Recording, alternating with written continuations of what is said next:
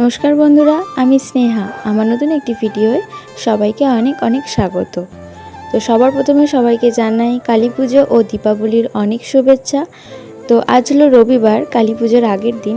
তো আজ আমাদের এদিকে নিয়ম আছে 14 শাক ভাজা খাওয়া, মানে 14 রকমের শাক একসাথে ভাজা খাওয়া। তো সেটাই আজকে তো করব। শাকটা কেটে নিয়েছি প্রথমে, এর সাথে সাথে আরও করব হচ্ছে ফুলকপি আলু মাছের ঝোল। আর এদিকে ভাত বসিয়ে দিয়েছি, ভাত এই যে ফুটছে। আর এদিকের কড়াটায় কি বসিয়েছি চলো দেখাই।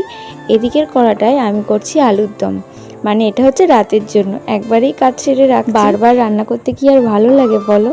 তো যাই হোক, এদিকে আমার আলুর দম রেডি হয়ে গেছে।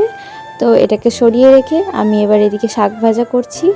এই যে 14 শাক ভাজা, পেঁয়াজ রসুন ফোড়ন দিয়ে 14 রকমের শাক একসাথে ভাজা করলাম। এরকম নিয়ম কাদের আছে অবশ্যই কমেন্ট করে জানিও। আমাদের এখানে তো প্রায় প্রত্যেকেরই আছে।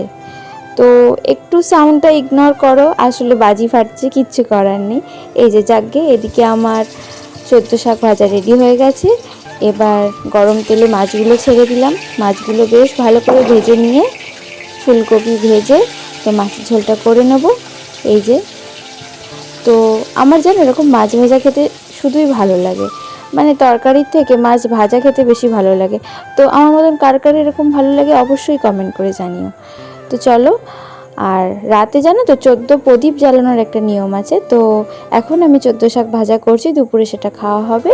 রাত্রিবেলা মাটির প্রদীপ কথা বলতে বলতে আমার মাছের ঝোল 14টা জেলে রেডি হয়ে গেছে, চারপাশে দেবো। তো এরকম মাছের ঝোল কার ভালো লাগে অবশ্যই কমেন্ট করে জানিও। টাটা।